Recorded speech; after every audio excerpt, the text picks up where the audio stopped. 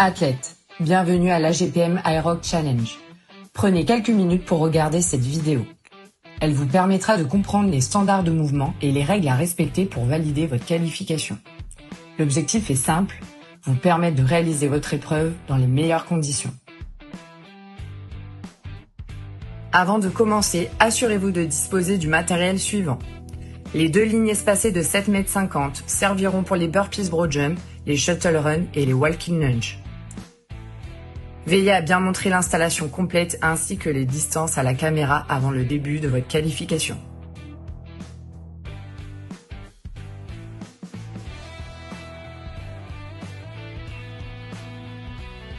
Les standards de mouvement des qualifications. Station 1, ski erg, 500 m à réaliser. Avant de commencer, réinitialisez le moniteur à 0. Le réglage du dumper est libre et peut être modifié à tout moment pendant l'exercice. Au signal de départ, vous pouvez saisir les poignets et commencer votre effort. Vos pieds doivent rester sur la plateforme pendant toute la durée du mouvement.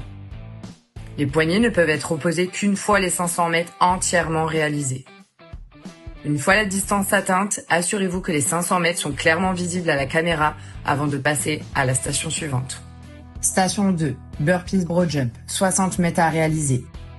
Le mouvement commence toujours par un burpee suivi d'un saut en longueur. Le départ se fait avec les 2 mains derrière la ligne.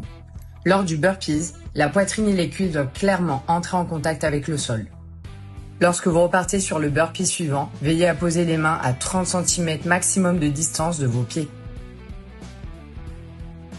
Lorsque vous ramenez vos pieds, ils ne doivent pas dépasser la ligne de vos mains. Le saut doit être réalisé sans déplacement préalable des pieds. Les 2 pieds doivent décoller et atterrir simultanément. À chaque extrémité du parcours, les 2 pieds doivent franchir complètement la ligne pour valider la distance. Station 3, shuttle run, 20 répétitions à réaliser. Le départ s'effectue derrière la ligne. À chaque changement de direction, vous devez effectuer un demi-tour et toucher le sol avec une des 2 mains derrière la ligne. Au moment du contact de la main, les 2 pieds doivent être clairement positionnés derrière la ligne. Il n'est pas nécessaire de toucher le sol au départ de la première répétition, ni à l'arrivée de la dernière répétition. Station 4, walking lunges, 60 mètres à réaliser. Les 2 dumbbells sont portés en position de front rack pendant toute la durée du mouvement. La tête de chaque dumbbell doit rester en contact avec l'épaule.